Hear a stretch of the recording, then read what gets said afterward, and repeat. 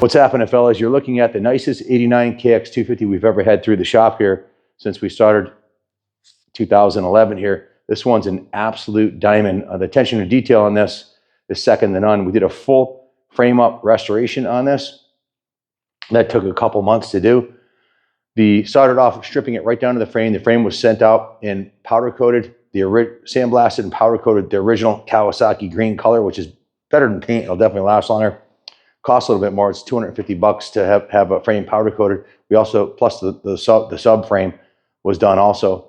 And then we start from there. I'll start with the heart of the beast, the engine.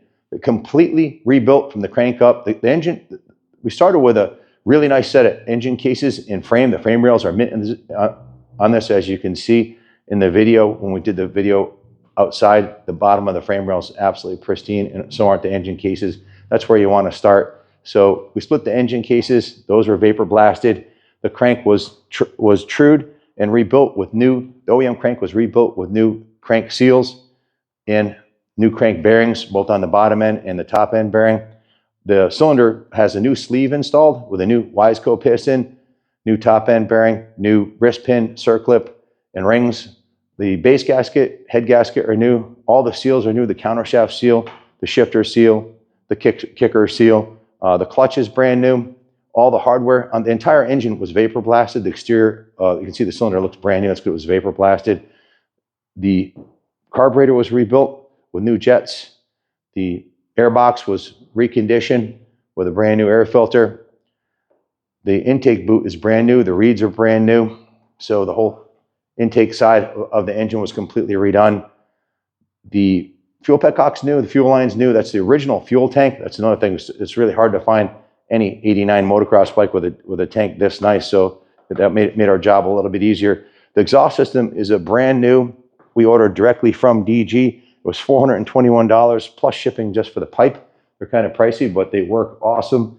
The silencer, as you can see, was given a full restoration with the exterior of it sanded and polished like chrome. So the entire engine, powertrain, everything's brand new on it. The shifter is new. The clutch cable is new. The throttle cable is new.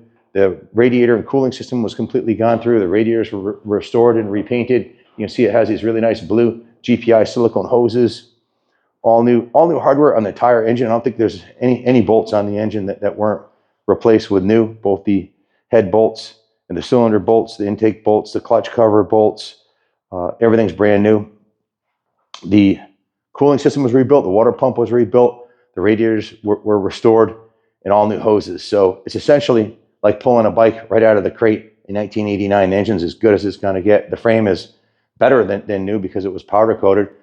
And all the bearings on the entire motorcycle between the engine and the frame were redone. The steering head bearings are brand new. The swing arm bearings are brand new. The shock linkage and bearings are new. The wheel bearings are brand new. So all of the bearings, there's not a single bearing on the bike that wasn't replaced with new. The forks were rebuilt and polished. New seals, new springs, new oil. The fork boots are brand new. The wheel sets are brand new also. Those are the original hubs. They were dismantled. New Buchanan spokes were laced to the Kawasaki XL Gold rims with a new blue rim locks, new blue valve cover, new tube, new rim strip, new wheel bearings, a new brake rotor. In the original factory hub was vapor blasted, so it looks brand new. So the wheel set in the front is brand new. The brakes are brand new. The caliper is completely rebuilt. All new components, new pads. The master cylinder was rebuilt, so the whole brake system on the front is brand new. The front fender is new. The front number plate has been replaced, and we upgraded the whole control set here with new Renthal bar risers in black, new Renthal twin wall bars in blue, new Renthal crossbar pad, new ODI grips, new levers and perch with the quick adjust clutch perch, new kill switch, new throttle housing with a new ODI grip, and the master cylinder, as I said, was rebuilt with a new front brake lever and new clutch lever. So everything from here up is new.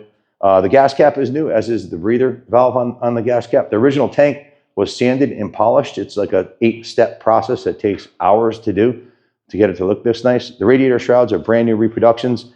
as are the graphics on the radiator shrouds. The seat is brand new with a new seat cover, new seat foam, rear fenders new, side number plates are new. All the hardware, as you can see, for mounting everything on the motorcycle is new. Rear wheel was given the same treatment, completely dismantled. The only component on the rear wheel that isn't new is the hub. The original hub was in mint shape. That was restored, vapor blasted, and then laced up to a set of Buchanan spokes to the Kawasaki XL rims with a matching blue rear rim lock, new tube, new blue valve stem cover, and of course the new Dunlop Sports D952 rear tire, tube, and rim strip. Rear brake system is brand new on this motorcycle.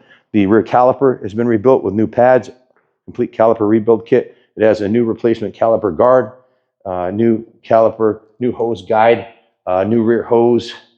The master cylinder is new also, as is the mounting hardware for it. Everything's new or rebuilt in polish. You can see all new hardware, all new bolts. The shock was completely dismantled, new shock bladder, new shock seals, new shock oil. It was recharged and completely rebuilt, and the spring was repainted, so the shock is restored to new condition also. New shock bushings, both upper and lower, to go with the new linkage bushings and swing arm bearings. Pegs were restored with new peg mount hardware and new springs on both sides. The original kicker is in excellent condition. Original clutch cover is in excellent condition. And as I mentioned, the frame is on the bottom of it, looks as good as the top of it. Looks really good. New frame protectors so you don't scratch up your new powder coated frame. You got to ask at this point, is this a bike that you'd want to take in the dirt, or are you going to show it off, run it? If you're looking for a national caliber race weapon for the vintage racing series, basically just have the suspension valved and set up for your weight and riding style, and you're golden, either by Factory Connection or Race Tech, either one of them. And it's ready to take to the track, ready to take to the line.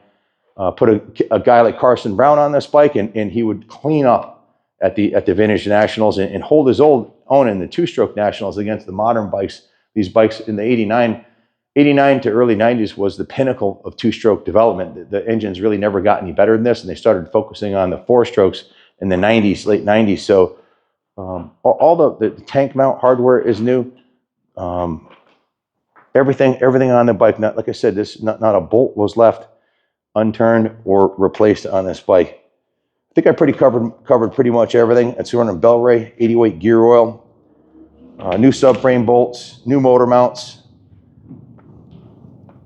new engine ice coolant, a new crankcase breather, new vent hose clamp, new air filter, new carb intake boot, new reed pedals. Let's see. I think I covered pretty much everything.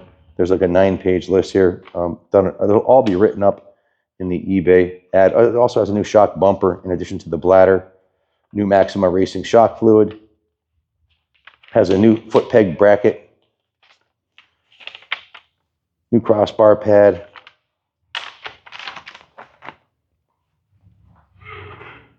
as far as the brakes go, everything is new on the brakes. Brake rotors and mount bolts, brake pads, master cylinders are rebuilt, new master cylinder diaphragms, new brake caliper rebuild kit,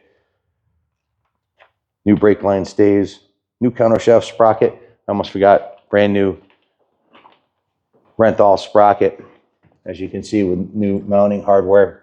The swing arm was repainted, new swing arm graphics. It has a brand new Fredette Racing rear chain guide, all new rollers and sliders for the chain, both on the top of the swing arm and in the chain guide, of course. New gold chain. Like I mentioned, all the plastics are new on the bike, except for the tank. That's original. And of course, it was test ridden and jetted thoroughly. So that's the good news. The bad news is, well, Devin worked on this for a couple months. There's a lot of things that aren't on the work order, like me coming down to the shop every day and talking to the guys about what's going on, both in the detail shop and the service shop when they're working on it.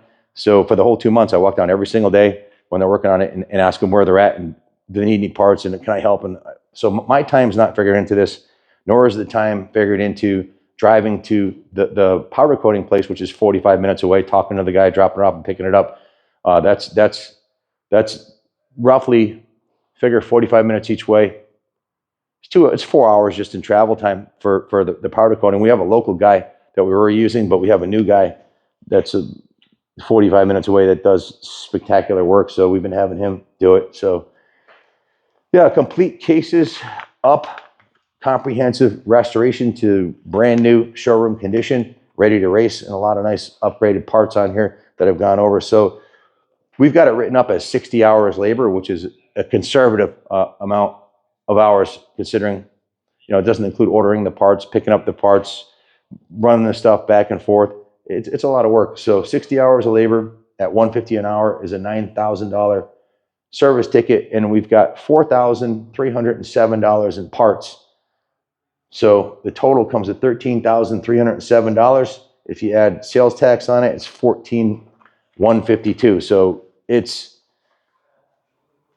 almost twice what you could buy a new four-stroke for. But there's only one 1989 KX250 this nice for sale online today. This is it. You just don't see bikes like this come up very often, and if you do, they're usually gone in short order. So we're going to have a reserve on this for the auction that's less than the $13,307 plus the cost of this bike. I bought this bike from a friend in North Carolina, Reggie, who had a collection of vintage Japanese bikes. I bought a whole truckload of bikes. I think it was more than a truckload. James couldn't fit them all in the truck about a year ago on our way back from Daytona.